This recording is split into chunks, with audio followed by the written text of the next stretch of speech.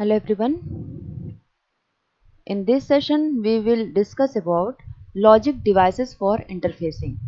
In the previous lecture we have completed the timing diagram of different operations. In the previous lecture we have completed the timing diagram of opcode fetch machine cycle, memory read machine cycle, memory write machine cycle, and we have also understood the concept of IO read machine cycle and IO write machine cycle, which we will see later in the uh, when we will discuss about the instructions related to the input output. Okay, so we have seen all these topics that on the timing diagram of different machine cycles, and we've also understood the timing diagram with the help of examples. Okay, so now let's start the topic logic devices for interfacing. First of all, we should understand what is the meaning of interfacing. Interfacing का मतलब क्या होता है, पहले तो ये समझ लें. तो इंटरफेसिंग का मतलब ये है कि जो micro processor communicates with different peripheral devices and memory. Micro processor different peripheral devices और मेमोरी के साथ कम्युनिकेट करता है. तो इस कम्युनिकेशन को इस्टेब्लिश करने के लिए कुछ लॉजिक डिवाइसेस को डिज़ाइन करना पड़ता है और उसके लिए प्रोग्रामिंग करना पड़ता है. ठीक है. सो डिज़ाइनिंग लॉजिक सर्किट्स और hardware and writing programs in order to make the processor communicate with the peripheral devices and memory is called as interfacing is known as interfacing. Okay, और इस इंटरफेसिंग के process में जिन logic devices का use करते हैं hardware को prepare करने के लिए, इंटरफेसिंग पर्पज के लिए, सो उन डिवाइसेस को कहते हैं interfacing devices.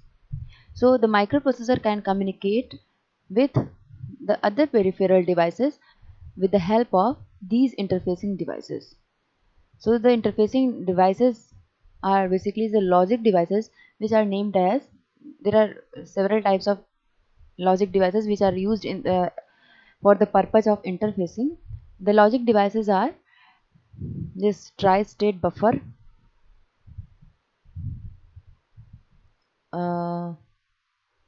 this is the tri-state buffer, tri-state devices.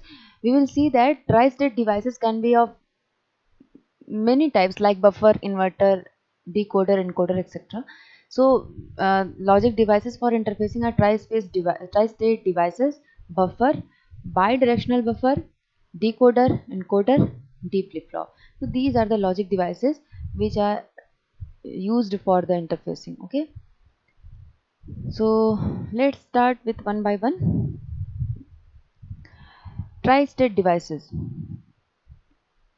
Tri-state devices में ये जो term है, this is tri-state. This term tri-state indicates the three states. This term tri-state indicates the three states.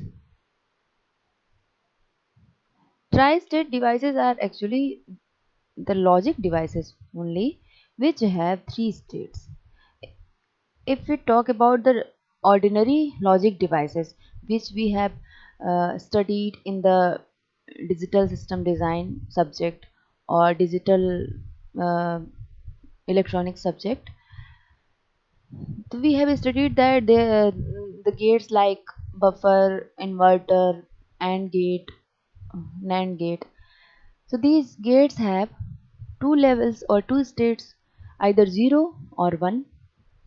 So the ordinary logic devices have generally two states, either 0 or 1. So if we say tri-state devices, so tri-state devices में there are three number of states, and the third state is called as high impedance state. The third state is called as high impedance state.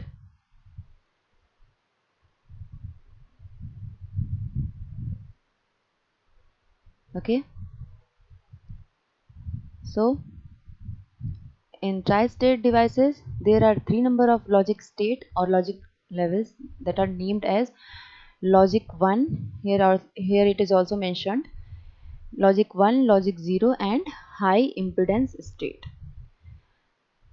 So if we talk about the normal buffer, और यहाँ पे हमने inverter का example लिया है, तो if we talk about the ordinary inverter, अगर हम एक ऑर्डिनरी इन्वर्टर की बात करें तो ऑर्डिनरी इन्वर्टर में क्या क्या लाइंस होती हैं? In the ordinary inverter there are two lines, one is input line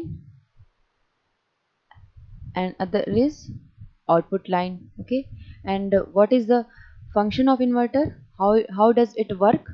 So let if the we mentioned input as x and output as y, then if we draw the truth table of an ordinary inverter, then this is the input and y is the output. If we apply 0 at the input, then what will we get at the output? It will invert and at output we will get 1.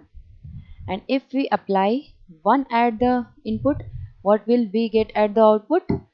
We will get the output as 0. Okay, so in this way an ordinary inverter functions. This is the truth table of an ordinary inverter. So in the ordinary inverter or in any ordinary logic devices there are input lines and output lines. If we talk about the three state logic devices, then there are the third line also available in the tri-state devices, which is named as enable. It is named as enable line. तो यहाँ पे हम देख सकते हैं this is the example of tri-state inverter. Both are the examples of actually tri-state inverter. तो यहाँ पे देखिए, यहाँ पे जो ये लाइन है इसको this is the enable pin or enable line which is available in all tri-state devices. There is third line also available. So how what is the function of किस तरह से ट्राई स्टेट डिवाइसेस फंक्शन करते हैं, इसको हम एक inverter की तरह से समझ सकते हैं यहाँ पे इस एग्जांपल में, और इसी तरह से ये किसी भी लॉजिक डिवाइसेस के लिए ऐसे ही हम समझ सकते हैं with the help of this example. Okay, देखिए यहाँ पे ये एग्जांपल है एक्टिव हाई इन्वर्टर का. This is the example of active high inverter which is a tri state inverter actually. तो यहाँ पे जो थर्ड लाइन है उसको इनेबल नाम दिया गया है, और ये इनेबल का किस तरह का है? This is active high. This is active high, इसका मतलब ये हुआ.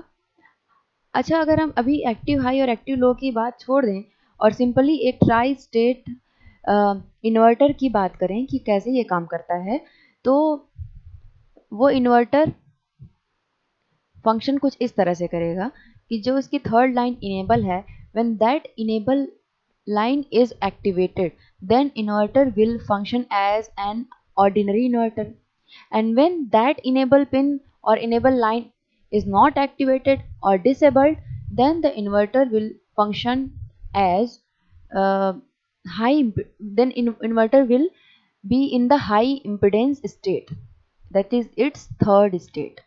What is the meaning of high impedance state? High impedance state का मतलब ये है कि इस तरह से समझिए कि अगर इन्वर्टर हाई इम्पीडेंस स्टेट में, इसका मतलब ये है कि वो सर्किट से डिसकनेक्टेड है, ऐसे वो वर्क करेगा. The third state high impedance state indicates that it works like as if it is disconnected from the circuit. और जब सर्किट से डिसकनेक्टेड है, in that case it will not draw any current from the system. तो high impedance state में inverter और any logic device will not draw the current from the system. Okay, so it will be treated as it is disconnected from the system. तो इस तरह से हम समझ सकते हैं हाई इम्पीडेंस स्टेट को. तो जब ये इन्वर्टर का इनेबल डीएक्टिवेटेड होगा या डिसेबल्ड होगा, उस केस में inverter will be in the high impedance state and it will not draw any current from the system. Okay, अब देखते हैं यहाँ पे दो एग्जांपल्स हैं, एक्टिव हाई इन्वर्टर और एक्टिव लो इन्वर्टर। यहाँ पे एक्टिव हाई इन्वर्टर में एक्टिव हाई टर्म है, इसका क्या मतलब है, यहाँ पे देखिए द इनेबल पिन, जो भी इनेबल लाइन है, this is active high line. इसका मतलब ये हुआ कि this enable line will be activated when there is high signal, तब ये एक्टिवेट होगा और उस केस में इन्वर्टर ऑर्डिनरी इन्वर्टर की तरह काम करेगा। When enable is high, inverter is active. Therefore, logic level of output is complement of the input, which is the work or function of an ordinary inverter. Okay, and what will be when the enable is low? Enable low है तब क्या होगा? Inverter goes into high impedance state. It is treated like it is disabled. Okay. तो जब enable लो होगा उस case में inverter will go into high impedance state. तो एक्टिव हाई इन्वर्टर का फंक्शन ऐसे होगा कुछ इस तरह से। अब अगर एक्टिव लो इन्वर्टर की बात करें तो डिफरेंस बस इतना है कि the enable signal of or enable pin of active low inverter will be activated when there will be low signal on this pin। जब यहाँ पे लो सिग्नल होगा, देखिए दिस बबल इंडिकेट्स, कैसे पहचानेंगे कि कौन सा इन्वर्टर एक्टिव हाई है या कौन सा इन्वर्टर एक्टिव लो है। So with the help of यहाँ this bubble makes the differentiation. Okay, यहाँ पे देखिए ये जो बबल है, this bubble indicates that this inverter is active low inverter, और यहाँ पे एक्टिव हाई इन्वर्टर में कोई बबल नहीं है, इसका मतलब ये एक्टिव हाई इन्वर्टर है। यहाँ बबल है तो it is indicating that this is the active low inverter. तो ये कब एक्टिवेट होगा? When there will be low on this enable line. ठीक है, तो जब सिंपली जब ये इनेबल होगा तो इस तरह से वो एक ऑर्डिनरी इन्वर्टर की तरह काम करेगा। When enable is low, inverter is active, therefore logic level of output is complement of the input। and when enable is high, जब enable high है उस केस में क्या होगा, इसका मतलब the inverter is deactivated or it is disabled। तो जब ये disabled है then what will happen, inverter goes into high impedance state, means it is disabled। so in this way the tri-state devices function। so any devices like any logic devices, if we talk about inverter, buffer, and gate, not gate, NAND gate, decoder, encoder, so any logic devices can be of tri-state devices also। अगर कोई logic device tri state है तो इसका मतलब उसमें एक third pin enable भी है, और when that enable will be activated then the tri-state logic device functions as ordinary logic device, and when that enable pin is deactivated then that tri-state logic device will go into high impedance state, or we can also say that it is disabled। okay, so this is all about tri-state devices।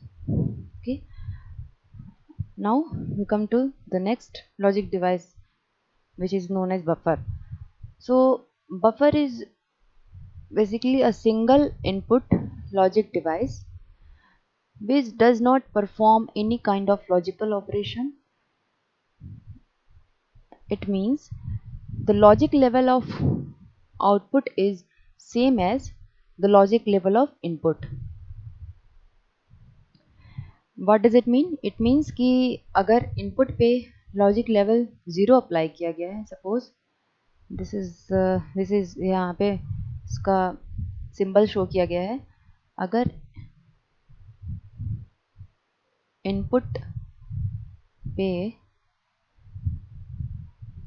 Logic level 0 apply किया गया है then what will be available, what logic will be available at the output? तो output पे also logic 0 will be available। it does not perform any kind of logical operation। It means logic level of output is same as that of input. Okay, तो अगर यहाँ पे अगर logic 1 apply करेंगे क्या मिलेगा, आउटपुट पे 1 मिलेगा. So what is its main function? The function of buffer is to amplify the current or power. It amplifies the current or power.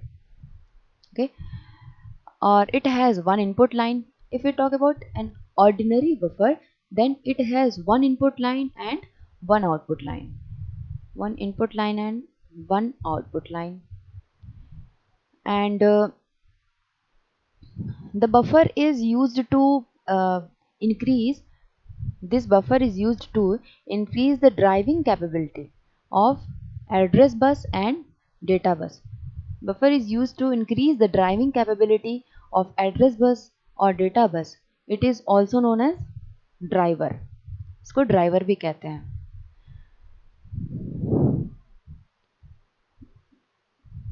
और एक बाई डायरेक्शनल बफर भी होता है.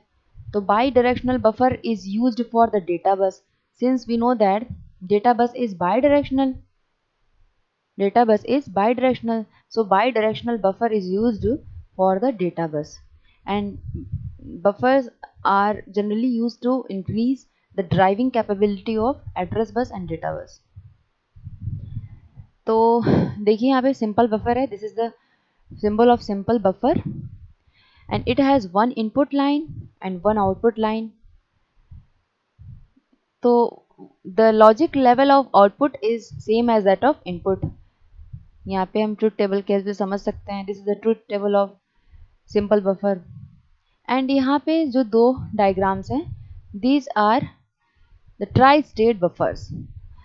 इन tri state devices in the previous topic which we have just covered, I have told you that any logic device can be tri-state device. So the first diagram is the example of simple buffer and these two diagrams are the examples of tri-state buffers.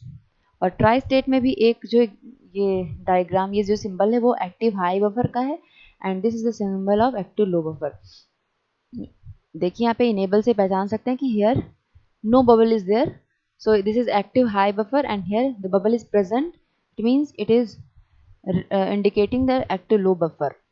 So when what about active high buffer?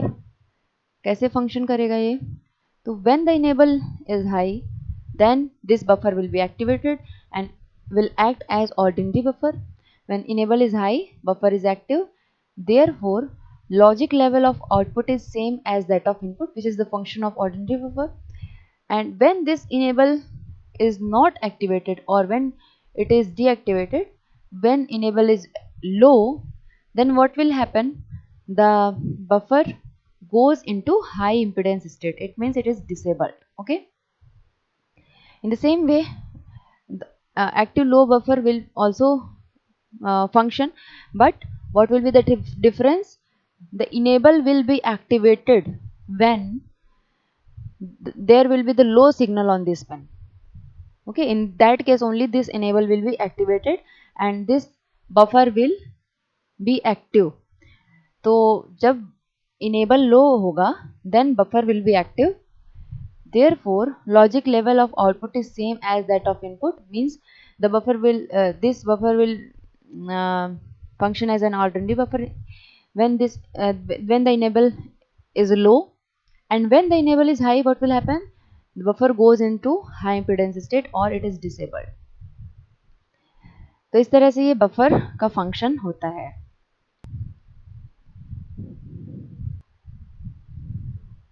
Now the next logic devices are the remaining logic devices are, we have covered tri-state device, buffer, bidirectional buffer. Now we will see the next logic device used in interfacing, which is decoder. So decoder is a logic device which is used to identify each combination of signals present at its input. It identifies each combination of signals present at its input. For example, if the decoder has two number of input lines, then how many number of combinations can be there? There can be four number of combinations, like 0 0 0 1 1 0 and 1 1. So with the help of two number of input lines, there are four number of combinations which are possible, and there are four number of output lines which can identify each combination. ठीक है, तो decoder identifies each combination of signals present at its input.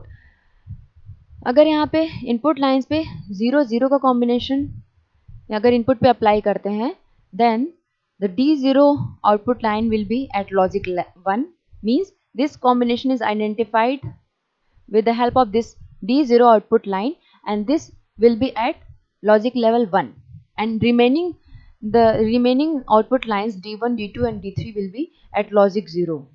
Similarly, if we apply 0 1 combination at input lines at the two input lines, then the D1 output line will be at logic 1, and remaining output lines like D0 D2 and D3 will be at logic 0. Similarly, if we apply 1 0 combination at the input lines, then it will be identified with the help of D2 output line, and only D2 line will be active, will be at logic 1 or high, and the remaining output lines D0 D1 and D3 will be at logic 0. And if we apply 1 1 1 1 logic on the output lines, then the D3 output line will be at logic 1, and remaining output lines D0 D1 and D2 will be at logic 0. Okay, so in this way the decoder functions. It identifies each combination of signals present at its input with the help of output lines. So this is the example of 2 to 4 decoder.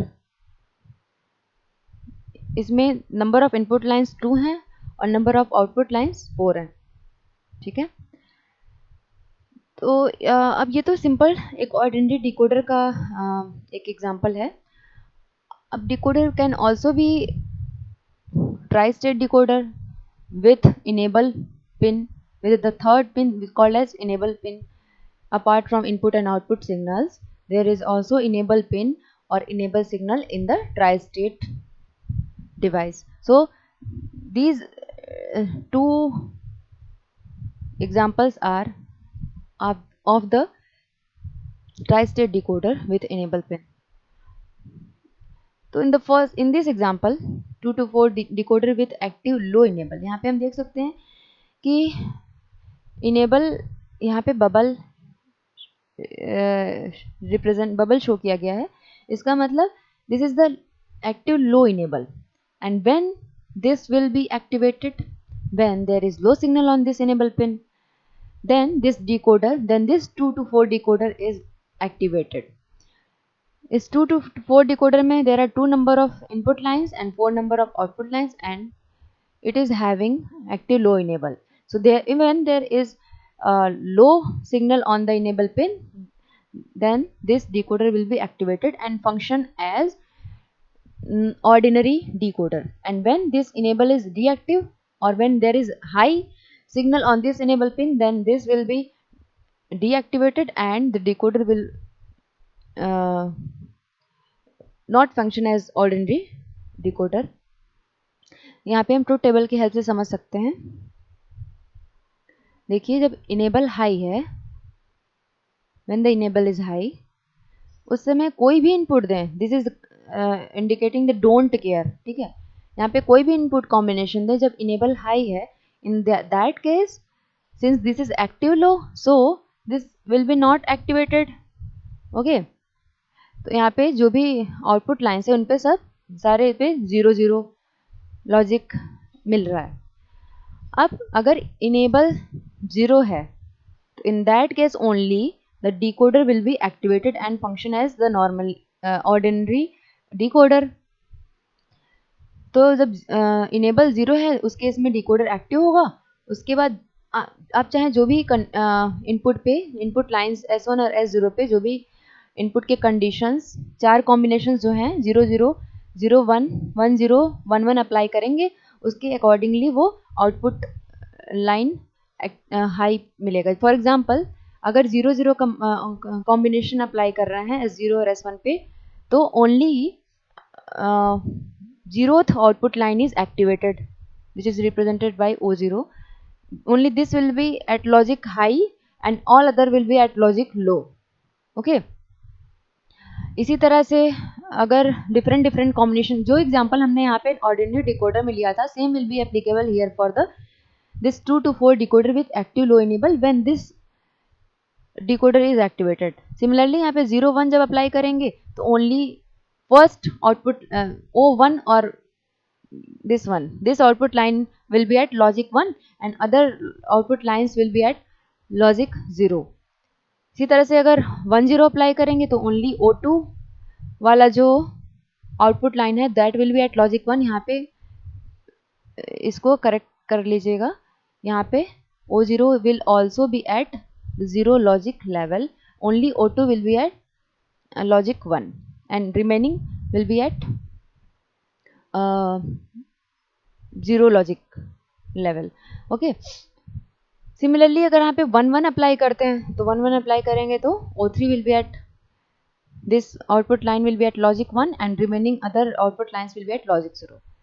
ठीक, तो ये तो गया 2 to 4 decoder with active low enable. अब इसी तरह से जो डिकोडर्स होते हैं तो डिकोडर्स जनरली हैव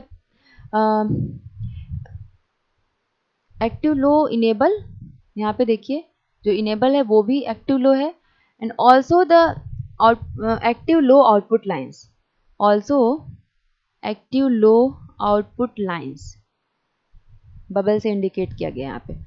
इन दोनों डायग्राम्स में डिफरेंस को समझिए। फर्स्ट ये जो डायग्राम है 2 to 4 decoder with active low enable, इसमें इनेबल सिर्फ एक्टिव है but the output lines are active high. But इस वाले जो डायग्राम में decoder with active low enable and also with active low outputs, यहाँ पे इनेबल भी एक्टिव लो है और आउटपुट्स भी एक्टिव लो है, तो इनका ट्रूथ टेबल कैसा होगा? तो this is active low enable. So अगर इनेबल में दिस इज इनेबल को यहाँ पे जी से रिप्रेजेंट किया गया है, ठीक है। तो अगर जी पे अगर हाई सिग्नल है इसका मतलब दिस इज नॉट एक्टिवेटेड। तो अगर कोई भी इनपुट का कॉम्बिनेशन अप्लाई करते हैं उस केस में सभी आउटपुट लाइंस पे वन लॉजिक लेवल होगा। और अगर इनेबल जो है वो लॉजिक लो पे है, लॉजिक लो लेवल पे है, उस केस में only the decoder will be activated.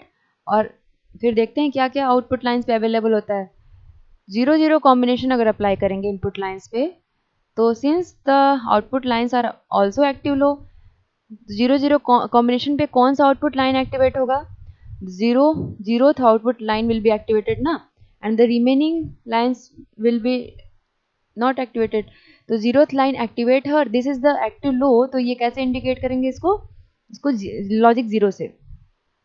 Only the output line Y0 is at logic 0 and remaining lines are at logic 1। ठीक, इसी तरह से अगर कॉम्बिनेशन 0 1 का है इनपुट लाइंस पे तो only the Y1 output line will be at logic 0, this will be at logic 0 and the remaining output lines Y0 Y1 and Y0 Y2 and Y3 will be at logic 1।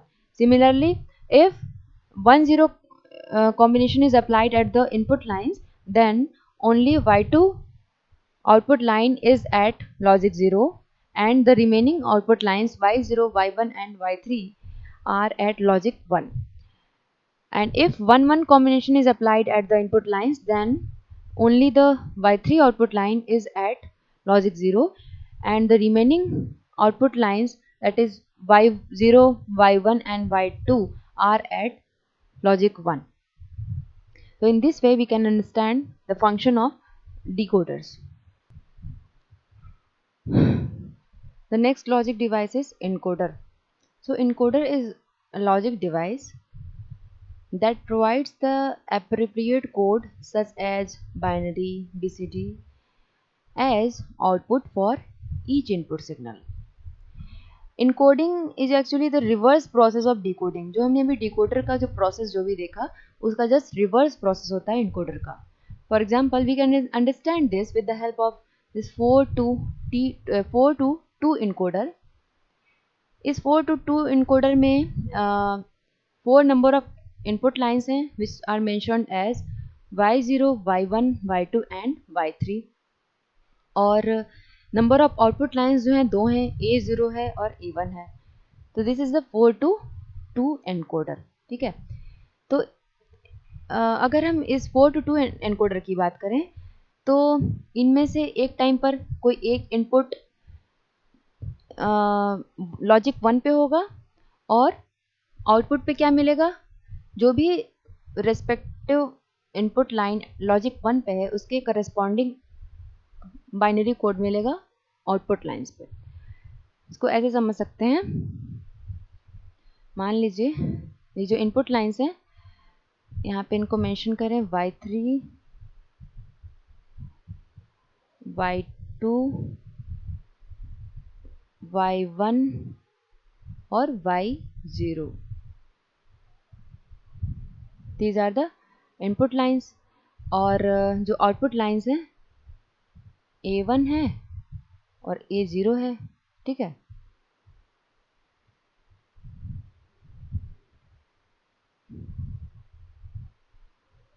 तो मान लेते हैं कि ये जो y0 है इस पे लॉजिक 1, y0 पे लॉजिक 1 है और रिमेनिंग अदर इनपुट लाइंस पर लॉजिक 0 है. तो what will we get at the output? We will get the 0 0 at the output. ठीक है. मतलब जिस भी इनपुट लाइन पे हम लोग लॉजिक 1 अप्लाई कर रहे हैं उसका respective binary code output line पे मिलेगा. Similarly, if we apply logic 1 at the y1 input line and at remaining there are logic 0, then what will we get at the output? We will get this. इसका हमें respective binary code मिल जाएगा that is 0 and 1. और अगर हम y2 पे logic 1 apply करते हैं और रिमेनिंग पे 0, then what will we get at the output? 1 0. And अगर इस पे 1 0 0 0 अप्लाई करते हैं, y3 पे सिर्फ लॉजिक 1 है तो आउटपुट पे क्या मिलेगा, इसका करस्पॉन्डिंग बाइनरी कोड मिल जाएगा दैट इज 1 1. तो in this way this 4 to 2 encoder works. अब जो इनकोडर्स हैं वो ट्राई स्टेट इनकोडर्स भी हो सकते हैं और उनमें उनके इनेबल एक्टिव लो भी हो सकते हैं, एक्टिव हाई भी हो सकते हैं. और उनमें जो उनके जो आउटपुट लाइंस हैं वो भी एक्टिव लो हो सकते हैं, उनके इनपुट लाइंस भी एक्टिव लो हो सकते हैं. तो इस तरह से. अच्छा, इसमें ये जो इनकोडर था इसमें मान लीजिए अगर दो इनपुट लाइंस एक साथ एक्टिवेट हो जाए तब क्या होगा अगर दो लाइंस एक साथ एक्टिव हाई पर हो जाएं. तो इन दैट केस उस प्रॉब्लम को दूर करने के लिए यहाँ पे प्रायोरिटी इनकोडर्स का यूज़ किया जा सकता है. तो this is the example of priority encoders which is इनमें नंबर ऑफ इनपुट लाइंस कितने हैं? नंबर ऑफ इनपुट लाइंस 8 हैं. इनको मेंशन किया गया है I0 से I0, I1, I2, I3, I4, I5, I6 and I7 and one is active low enable line. ठीक है. और there are 3 number of output lines which are also active low and और यहाँ पे 2 जो हैं वो आउटपुट इनेबल पिंस हैं, आउटपुट इनेबल सिग्नल्स हैं. ओके. तो कैसे ही ओवरकम करता है इस प्रॉब्लम को? व्हेन देयर विल बी जब 2 लाइंस एक्टिवेट होंगी, suppose when the 2 lines are activated, when the enable is activated This is the first condition. And when the two input lines are activated simultaneously, उस case में ये जो priority encoder है वो highest priority line को prefer करेगा और lowest priority वाले को इग्नोर करेगा and it will encode according to the highest priority line. Okay, तो इस तरह से ये वर्क करता है priority encoder. The next interfacing device is D flip flop. So the D flip-flop is also called as transparent latch. D flip-flop is also called as transparent latch, and it has two stable states, 0 or 1. It has two stable states. D flip-flop या D latch के function को हम यहाँ से समझ सकते हैं. Basically the function of D flip-flop or D latch is the output follows the input. कैसे फॉलो करेगा आउटपुट इनपुट को, यहाँ पे से हम समझ सकते हैं. देखिए इस एग्जांपल में, this is the example of एक डी लैच का ये डायग्राम है. ये इनपुट है, यहाँ पे D is the input pin और क्यू से आउटपुट मिल रहा है. ठीक है, और यहाँ से क्लॉक अप्लाई कर रहे हैं सी हल्के से. तो this is representing the clock and this is the D input and this is the output Q which is represented as Q. तो यहाँ पे इनपुट अप्लाई किया गया है. This is the wave form of input. Okay, ये clock है. तो यहाँ पे हम देख सकते हैं कि जब ये क्लॉक हाई है, when this clock is high, in that period only the output follows the input. जब क्लॉक हाई है तो उस केस में आउटपुट इनपुट को फॉलो कर रहा है. ठीक है, और this is the positive edge triggered D flip flop. इसमें हम देख सकते हैं कि ये जो जब when there will be positive edge, यहाँ पे क्लॉक पे जब पॉजिटिव एज होगा उस केस में output will follow the input. तो जब पॉजिटिव एज आया वहाँ पे इनपुट पे क्या है, इनपुट पे 1 है या हाई है, तो यहाँ पे आउटपुट पे भी हाई मिल रहा है.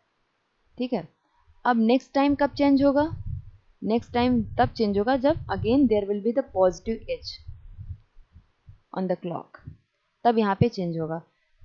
अभी तक के लिए दिस इज रिटेंड. ओके, और यहाँ पे हमने देखा कि जब ये क्लॉक जिस ड्यूरेशन में हाई है उस ड्यूरेशन में आउटपुट इनपुट के अकॉर्डिंग चेंज हो रहा है. यहाँ पे इनपुट 1 है तो यहाँ पे भी आउटपुट पे 1 है. यहाँ इनपुट 0 है तो आउटपुट पे भी 0 मिल रहा है. Again the input is 1 then output is also 1. So but in the second example this is the edge triggered flip flop. So the output will follow the input only when there will be positive edge. Okay, तो इस तरह से ये D flip flop D latch function करता है. What is the function of this latch? तो latch का function क्या है? The latch is primarily used to interface the output devices. क्या होता है कि माइक्रो प्रोसेसर आउटपुट डिवाइसेस को डेटा है वो जो सेंड कर देता है, तो that data is retained on the data lines only for very short duration of time. उसके बाद क्या होगा, उसके बाद that data will be not be available on the data bus. तो उसको लैच करने के लिए, उसको रिटेन करने के लिए, उसको होल्ड करने के लिए लैच का यूज़ किया जा सकता है. ठीक है, तो latch is used to hold the data for display. Okay, for the output devices. तो ये फंक्शन होता है लैच का. तो इस तरह से हमने डिफरेंट तरह के लॉजिक डिवाइसेस जो कि इंटरफेसिंग में यूज होते हैं उनके बारे में समझा. We have covered the tri state devices, buffer, bidirectional buffer, decoder, encoder and D flip flop. Next topic जो हमारा होगा उसमें we will see about memory interfacing. Memory का जो पोर्शन है वो हमने कुछ बहुत इंपॉर्टेंट चीज़ें ऑलरेडी मेमोरी वाले क्लास में कवर कर रखी हैं, but in the next lecture we will discuss about the memory interfacing. तो मेमोरी इंटरफेसिंग में कौन कौन से लॉजिक डिवाइसेस का यूज होता है और कैसे एड्रेस को डिकोड किया जा सकता है with the help of interfacing device, logic interfacing devices, और कितनी तरीके से एड्रेस को डिकोड किया जा सकता है, ये हम लोग नेक्स्ट लेक्चर में देखेंगे। Okay, thank you.